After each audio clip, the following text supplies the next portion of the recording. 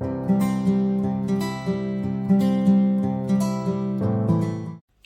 everybody, and welcome to your video. I'm doing something different today. I'm answering questions today. So as I asked previously on the one of the Facebook posts I made, I asked you guys what you wanted to know, like any spiritual questions you had or anything you wanted to know more about. So I've got my list. So I'm going to go through the posts and I'm going to answer them one by one. Okay, so the one question here was wanting to know how the planets affect human lives. Okay, this is fascinating stuff. Okay, anything to do with astrology gets me going. Okay, so how it really works, well, my understanding of it is this, is we're all made up of energy, right? And the planets that we have in our solar system, the planets that we know of, that is, they all have magnetic fields and they have a magnetic pull, right? So the same as like the moon affects our tides due to its magnetic pull, right? Because we are made up of energy, just like everything else, we're made up of water, just like everything else. Those energetic influences, the magnetic pull of those various planets, they affect us too, right? So does the moon. The moon. The sun also has a bit of a magnetic field that also impacts us. That's why when the sun has solar flares and things like that, it affects us as well, right? So it's all about magnetic pull on our magnetic field. And of course, each planet rules a certain thing.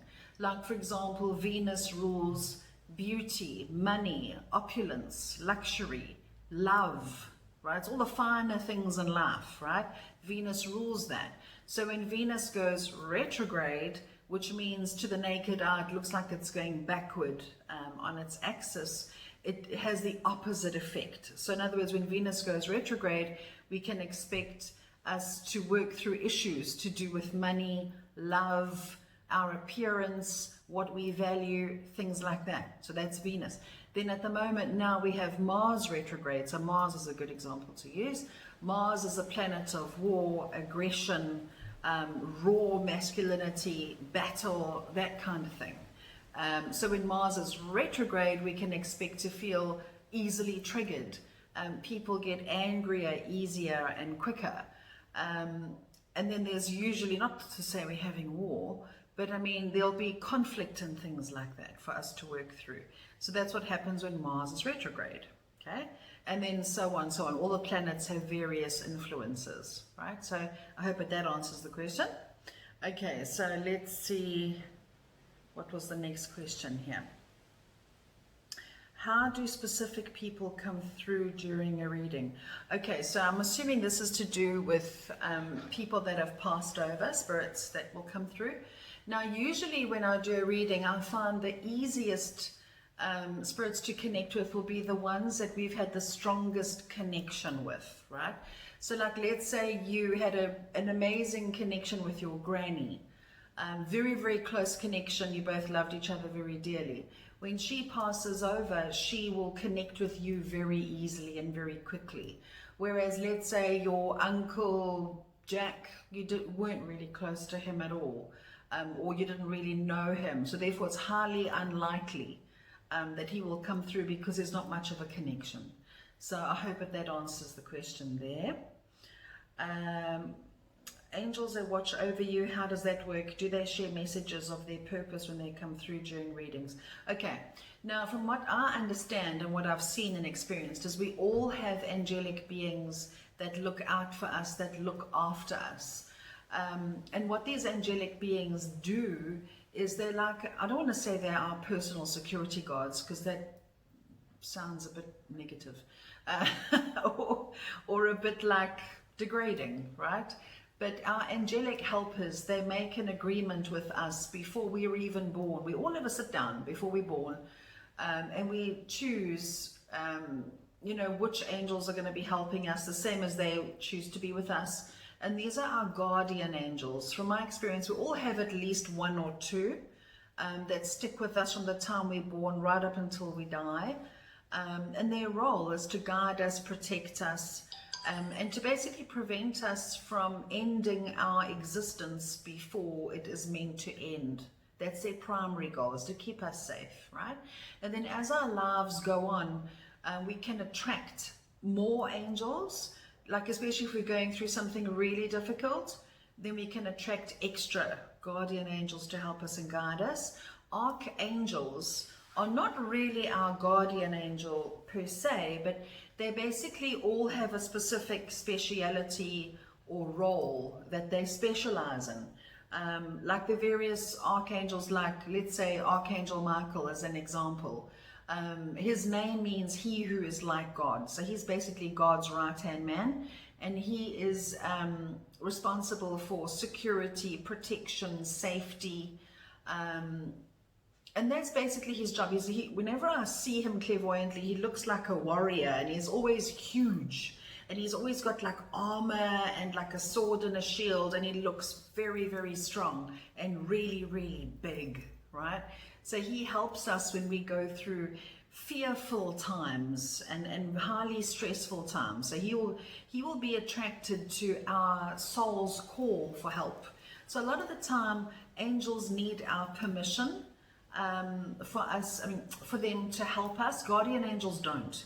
In other words, if your life is threatened in any which way or form, or something is happening that's not supposed to happen, the angels will come in and they will stop that from happening completely, especially if your life is in danger, like I said, right?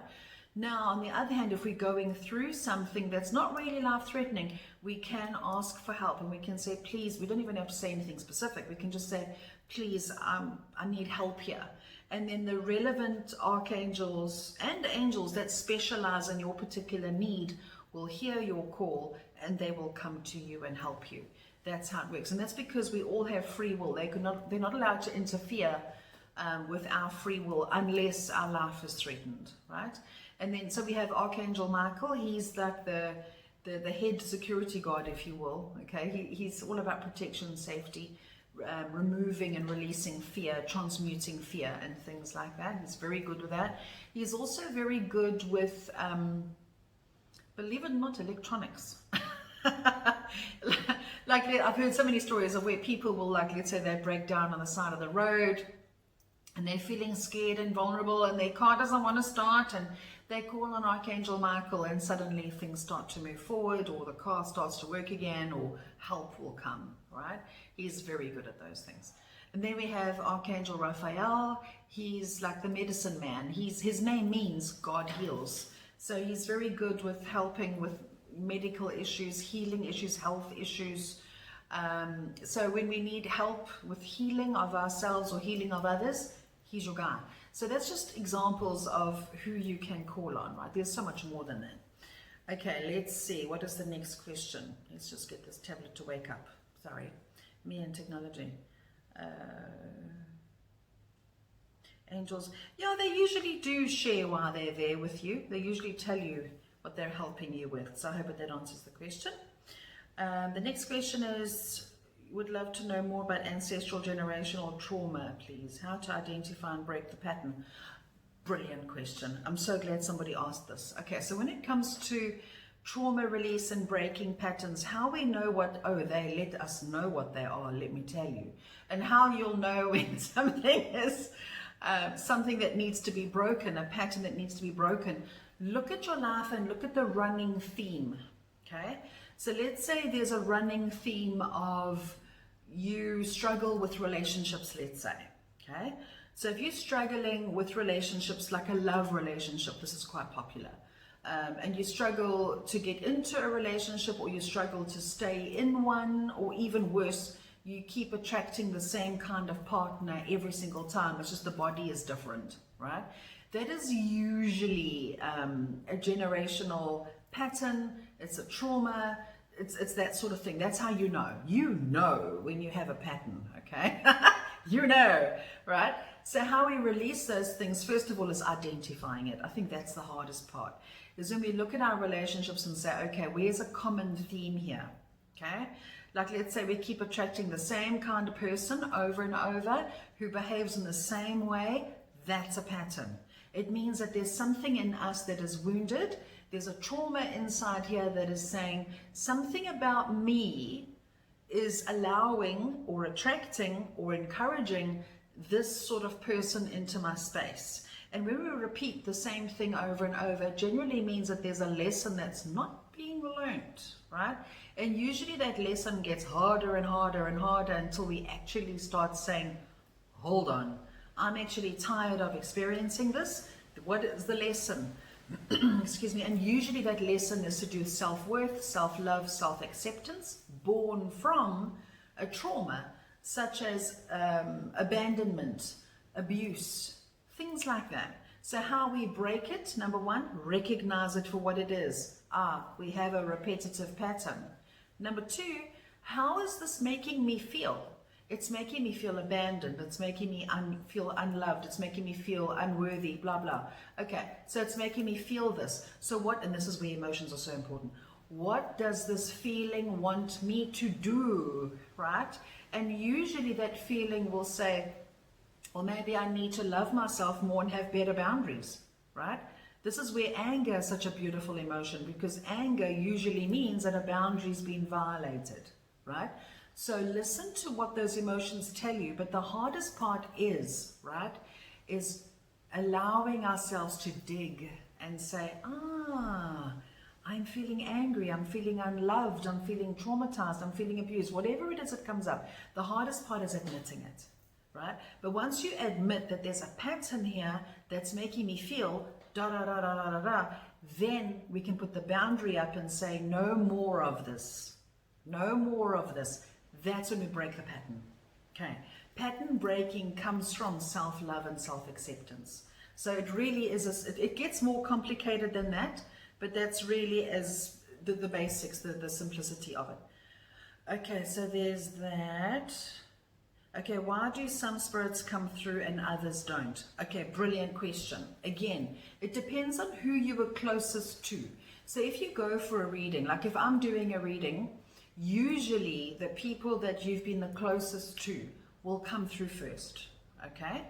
A lot of the times, well, not all the time, but I've had the odd occasion where, let's say you've connected with your granny or your auntie, you were very close to them, you've had a connection. Then you want to connect with your Uncle Jack, but Uncle Jack is not making a connection, he's not coming through, okay? It's for a few reasons. Reason number one, it could be that his soul is very occupied, he's very busy, he's doing things. Because believe it or not, spirits in the spirit world, they don't sit around and do nothing. They do things, right? They learn, they grow, they evolve, they go through their life reviews. They're very busy over there in the spirit world. So usually when they're quite busy, they won't really connect, or they'll give me very little to work with, right? But when they don't come through at all, it could also be because you're not ready to hear what they need to say, right? Or they are getting you direct. Okay, so in other words, like for example, let's say I've got quite a good connection with people that have gone before me and things like that. And because of that, if I were to go for a reading, they're not really going to come through because I'm getting them direct. They're talking, so in other words, I'm like a landline. Okay, so if your loved ones connect with you directly, as in through your own intuition, your own gut feelings, they're connecting with you direct, why do they need me then? You see? Okay, so I hope that answers the question, right? Okay, and then the next one, why don't people believe that God does communicate directly with humans? I've been called all sorts of names. My 3-year-old granddaughter gave me a message not so long ago. She whispered in my ear that God loves me. My daughter is stopping her from doing that. She also sees those that have passed on. How do I protect her? Good question. Okay, now this is the thing, and this is a controversial topic, but when it comes to God in general, we are not separate from our God, from our Creator, from the universe, whatever word you want to use. At the end of the day, it's all the same thing, okay? We are never separate. You do not need to go outside of yourself to connect with Source, with Creator. You are one with your Creator at all times. You are never separate, okay? So therefore, you can communicate with God, Source, Universe at all times. There is never a disconnect. If we ever feel separate, it's because we are feeling separated due to feeling very low, feeling very depressed, going through something very heavy. We can feel disconnected, okay? So when we want to feel reconnected, we just set the intention that we want to connect. And we can connect through prayer, meditation, whatever, right? I have the best conversations with God when I wash the dishes, believe it or not. Anyway, I hope that answers the question. Now, when it comes to little ones, like your 3-year-old granddaughter, little ones have the closest connection to spirit a lot of the time because they don't know that they're separate. They haven't been told that God is outside of them yet, you see? And they trust. They don't question what they see, sense, feel, or hear. They just trust. So a lot of the time, they deliver the most accurate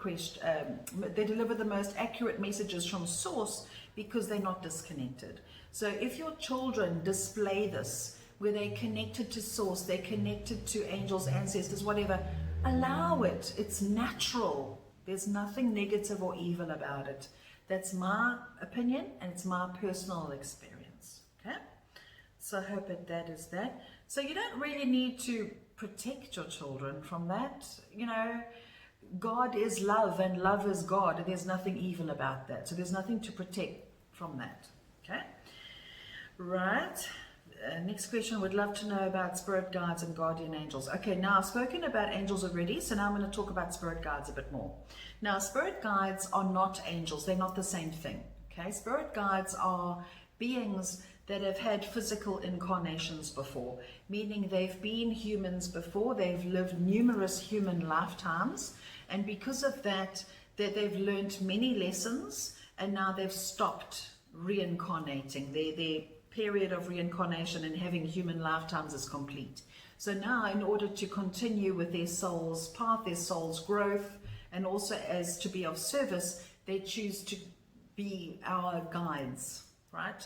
And it's usually people that we've had incarnations with before, right? Where we've had lifetimes before with various beings that have now, they're no longer incarnating as humans, like I said, okay? Now, spirit guides are usually specialists as well because, well, actually, we're all specialists. All of our lifetimes are usually with a particular theme to master. And once we've mastered that theme, we stop reincarnating. We either rejoin God, we then become one with God once more, or we will continue to be spirit guides, and that takes a long time, okay? Anyway, moving on swiftly. So spirit guides are humans that have had human incarnations before. And a lot of the times they will be like Native Americans, or they'll come from, like in my instance, my guide is a Native American. So, and he's a medicine man of note. He's the source of all my healing information, and he helps with the healing work that I do. So he's mind-blowing. Anyway, so that's an example. They can come from pretty much any background, but they're usually ancient, usually, okay? Because they're so wise and they've had so many lifetimes, right? So they will come through as our guide. Now, when it comes to guides, we are all born with one life guide, where this guide is with us from the time we're born to the time we die. They stay put, right? And that agreement was made before we were born, before we came into this human incarnation. We would have had a bit of a sit down with the committee, as they're called, and we make agreements and sign contracts with various spirit guides, angels, etc. Same as our human people in our lives now, we make agreements with them too, right? And we all come into this lifetime and we connect with these guides, angels, and people that are alive in order for us to fulfill our soul's mission to learn and to grow. So, yeah, so we have a life guide. We also attract various other guides, right? So in other words, let's say if I feel very drawn to taking up a dance class, I feel very passionate about dancing, I'm going to attract a guide that used to be an amazing dancer, and he or she will help guide. And then when that role is complete, they will move on to guide somebody else, and then we'll very well attract another guide to help us to the next leg of our journey. So that's how guides work. Okay, let's see. This is actually quite fun. I like this. Okay, let's see. What's the next question? Spirit guides, guardian angels. How to get the correct answer from the divine through tarot or oracle cards? Oh, good question. Okay, so when it comes to working with any form of divination, whether it be oracle cards, tarot, working with the pendulum, even runes, any kind of medium, or I had the word just now, oracle, whatever we use, set the intention before you use it, because it's a tool, right? This is like me having a hammer in my hand. I can wave it around wildly and not achieve anything. But if I make a decision and say I'm going to hammer this nail into the wood, then the hammer is going to do what I want it to do. So we've got to set the intention for the tool that we're working with at that point. That's how we get accurate answers. Another thing, golden rule when working with any oracle or tool, is to make sure that we ask the question once. Okay, don't ask that question 100 times, because it's like the intention we put into the tool we're using seems to water down and it starts to become nonsense, right? Ask the question once and trust the answer you get the first time. It doesn't mean we must ask the question in different ways 20 times, right? So listen to the first answer that you get and trust the first answer. And also make sure that the space you're asking the question from comes from a place of integrity, right? Harm none, do as you will, right? Never come from a place of ego, because you're going to get ego answers, okay? Make sure you come from that place of integrity and love and what is for the highest good of all, and you will get on-point answers, okay? So I hope that answers the question. Okay, the next one, our brain thinks we have learned the lessons and overcome past hurts, traumas, but our subconscious still hangs on to it. How do we clear the subconscious beliefs with meditation mantras? Brilliant question. Okay, all right, let me just formulate the answer here. Okay, when it comes to a hurt, a trauma, etc., we tend to form beliefs around that trauma. For example, let's say when I was a little girl, I fell down a flight of stairs, let's say, okay? Knowing me, that's more than likely. But anyway, so let's say I fell down a flight of stairs. I now have an insane fear of heights, okay? Now, as I grow older and older, maybe my life commands me to not have a fear of heights, okay? So what I do, I heal the trauma. As in, I fell down the stairs, I would have hurt myself. I heal myself physically, but the subconscious wound will still very much be there. So again, how we heal it, we identify it. I have a fear of heights. Okay, how do I heal it? We can never remove the scar. This is the catch. We can never remove the scar, right? But we can heal how we respond to it. And how we do this is for the rest of our lives, okay? In other words, I fell down the stairs, I've got a scar on my leg. I can see the scar. When I touch the scar, it's a little bit sensitive, right? But I'm aware of it.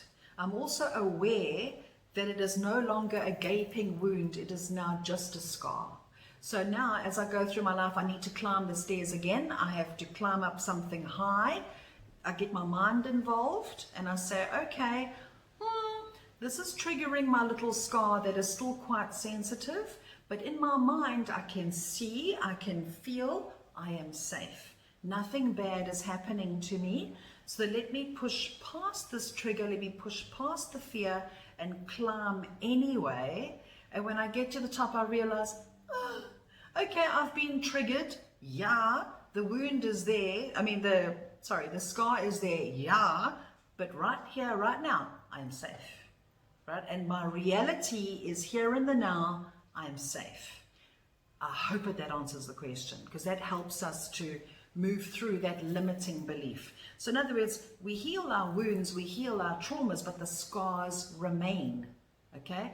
And the key here to get our minds around this one would be not to fight with the scar. Don't pretend the scar doesn't exist, okay? It is there. And the more we acknowledge it and love that scar, and we take the scar as our teacher, and it helps us to grow to greater heights, that is how we heal. But we can never get rid of the scar. The scar is permanent. Okay, right? So I hope that answers the question. How do we clear subconscious beliefs? Subconscious beliefs would be centered around reality. Okay? So in other words, I really do have a fear of heights, by the way. But I don't allow it to limit me, okay? So in other words, in my reality right now, I have a fear of heights, right? But I know just now I'm going to climb up my stairs and I'm going to be fine, because I can physically see in front of me, my feet are going up the stairs. I'm not going to fall. There's a hand railing. I'm not going to fall. I have the fear, yes. The scar is there, yes. I've had that trauma, yes. But I'm not going to fall. You see, so that is how I shift my belief. I shift my belief through, oh, I am safe. And my feedback, the physical feedback tells me I am safe, I'm not falling. So that's how I shift it, if that makes any sense, okay? How do spirits work? I think we've covered that through angels and guides. Being centered in your own truth is the next question. This is a good one. How you be centered in your own truth is by being authentic, right? It's just by being completely real and being completely yourself. And how you do that? Tuning into your gut, okay? Listen to your emotions. That is what they're there to do, is to help you to be real and to be true to yourself. And how you know what is your truth is follow what brings you peace and what brings you a centeredness. That's how you center in your truth, is by conveying, acting, and being what feels good in your center, in your solar plexus chakra, which is the seat of you, the true you, right? Trust that gut feeling. Be real, be authentic at all times. Never shrink to fit in, okay? Ever shrink to fit in. Be you, honor you, trust you, what you feel, right? And you'll never go wrong. Be authentic, okay? The next one, learning how to surrender. Oh, another one of my favorites. Okay, surrender. This is actually a lesson I learned over the last year because I'm a slow learner, okay? So surrender means that we don't give up. We don't give in. Surrender means allow, okay? So let's put this in perspective when it comes to manifesting, for example. Okay, the best way to manifest anything, right, is to first of all know what you want, to know why you want it, okay? The most powerful emotion is love. So in your mind's eye, let's say you want to manifest a brand new job as an example, okay? So you manifest, you visualize, what does this job look like? What does it feel like? What am I doing? And the most important part, how am I feeling in this job? Am I feeling happy? Am I feeling content? Am I feeling joy because I'm using all my talent? Okay, so I visualize it, I feel it, I make it real. I know that I deserve it. And then I forget about it. And then I take action. I go onto the internet, I talk to people, I pursue opportunities, jobs, opportunities, right? I take the action and I surrender the how, okay? I completely forget about when it's going to happen, why it's going to happen, how it's going to happen, okay? That is the magic. That magic is the universe, the creator, spirit, okay? It's the energy, it's the essence, okay? That part we have nothing to do with. This is another analogy to use as a plant, right? You take a little seed, you stick it in the ground, you feed it, you water it, and you forget about it.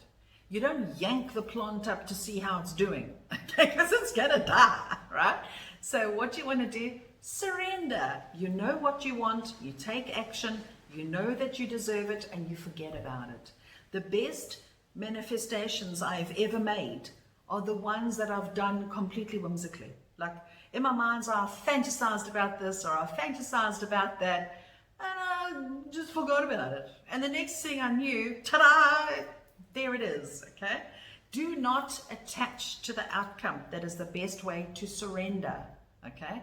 So surrendering means allow. I allow what I want and need to flow to me in perfect and divine timing and in the perfect and divine way.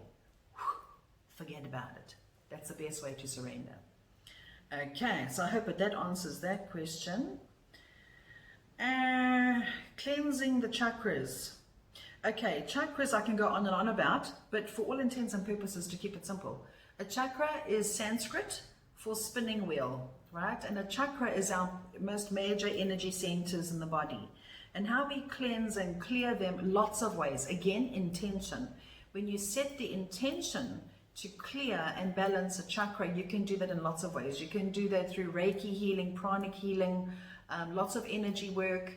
But if you don't have access to that, you can kind of do this yourself through color, visualizing color. Again, this gets intense. Each chakra has a specific color that it resonates with. So you can, like, let's use the heart chakra as an example. If you're wanting to clear and balance your heart center yourself, you can do this through visualization. You can visualize light and love entering into your heart.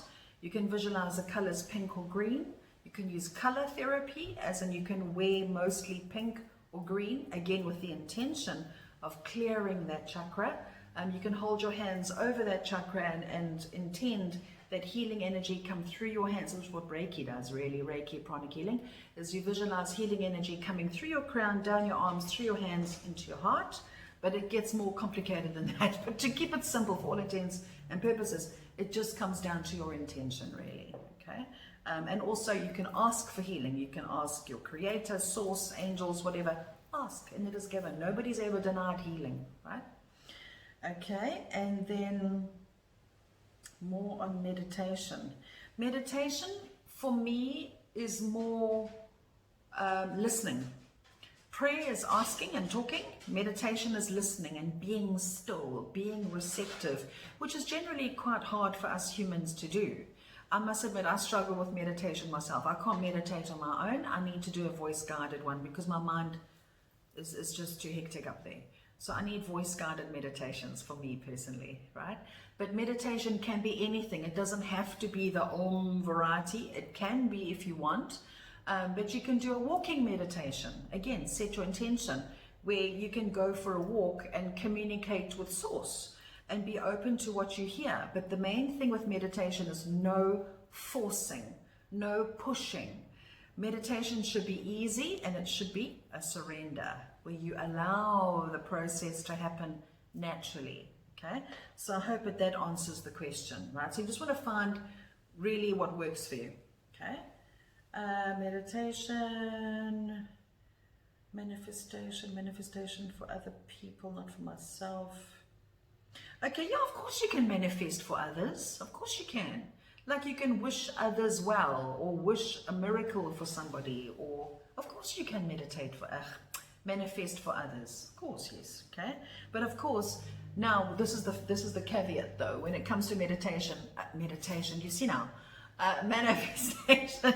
If we try to manifest and we surrender, we do the whole trip, and we don't quite get what we want, it's a timing thing, right? Remember, we got to surrender to the time. Okay, or it's not for that other person's highest good.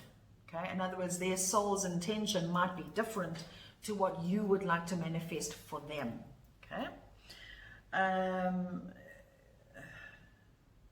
manifest for other. Okay, that's a good question. So if you're manifesting for yourself, manifesting for others but not for yourself, it's usually because we have attachment to it. Okay, so in other words, here's a good case in point. When I sit and do a reading for somebody else, I will fire out information, and that reading will be crystal clear. It'll come through me so clearly. Now, when I try to do this for myself, not so easy. And that's because I'm attached. I have emotional attachment to what I might receive or pick up through my cards or whatever. I'm too attached, right?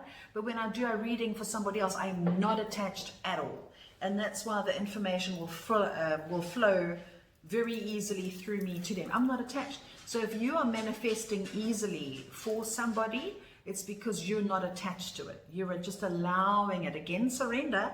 You're allowing it to be what it is. But when we manifest for ourselves, and we're too attached, we've got to do this. We've got to literally open our hand and give it over. And in the surrendering, we get more of what we want. Again, though, it's in timing. And if that thing or object, and this is why you've got to be careful about trying to manifest a specific object or thing. Sometimes we settle, we ask for too little. If you wanting to manifest, you want a brand new car and you desperately want this particular Toyota, when the universe is trying to bring you a Merc, do you see why surrendering is vital? Put out there what you want, as in I want a vehicle that I feel very safe in. It's gorgeous, it's easy to run, it's cheap to maintain. Make a list of what you want this object or thing excuse me, to do for you and how you want it to make you feel, and be open to how it appears. We mustn't limit ourselves, but we also mustn't be attached to the form. Okay. You'd like to know if your guardian angels are your personal guardian. Do they really look like you? Okay. No. In my personal experience, no. My own guardian angels and my own guides look nothing like me. Like I said, my main spirit guide is a Native American, and he's got, oh, I love him. He's got long, wild black hair, and he's got very pockmarked, scarred face, and he's quite old. So no, we look nothing alike. But then again, if you happen to see a being or a guide that looks just like you, it could be a twin, right, that you've had, or it's your higher self that you're seeing, right? So keep an open mind. They don't often take the form of what you look like, okay? But then again, that being said, this is the caveat here, is that spirit is actually pure energy. It's pure light, pure energy, okay? But for all intents and purposes, our loved ones that have passed over will take the form of what they look like, so we know who they are. Now, same with guides and angels. They're pure light, they're pure energy, but they will show up in that form so that we can relate to them, okay? So that's why pay attention if you're quite intuitively aware. Pay attention to when you see flashes of light in your peripheral vision. Like if you're looking at the wall and there in your peripheral, you'll see a flash of light. That is spirit you're seeing, okay? That is pure spirit going past you, right? So, and that's because our peripheral vision seems to be better at picking up spirit than our direct vision. Interesting, eh? So yeah, they don't often take the form of what we look like. I've never personally experienced that, but if you're experiencing that, it could be because it's a twin that you've lost, or it's your higher self, your oversoul that you're actually seeing, okay? Let me see what else there was here. Symbols of the energy around me. Asking for more of spirit in my life, symbols of the energy. Okay, how spirit will often send us messages, I think that's the question you're asking, is they will often take the form of symbols. Spirit love using numbers, repetitive number sequences, okay? And this is where numerology comes in handy, because each number has a meaning, right? So they'll often use numbers, or they'll use the usual feathers, birds, rainbows, butterflies. Those are very easy symbols for spirit to use as a communicator, okay?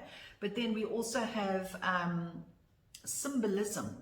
Like let's say you keep seeing a snake. Everywhere you look, you're seeing snakes everywhere, or snake references. That would be spirit's message to you that you're going through transformation, change, you're shedding a skin, or healing, right?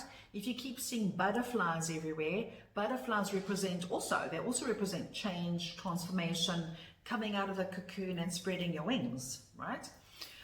What's another example? Let's say you keep seeing eagles everywhere. Okay, now eagles, they fly high above the ground and they've got brilliant vision. So the message there from spirit will be, shift your perspective, look at things a little bit differently, rise above your situation and have a higher vantage point. Okay, so I hope that answers the question. And I think that's all of them. Yeah, I think that's all of them. So I hope that has helped answer your questions there. And I look forward to your feedback. And if you enjoy informative videos like this, which I'm going to start doing more often, then please click the subscribe button, the little bell goodie that's supposed to be here apparently.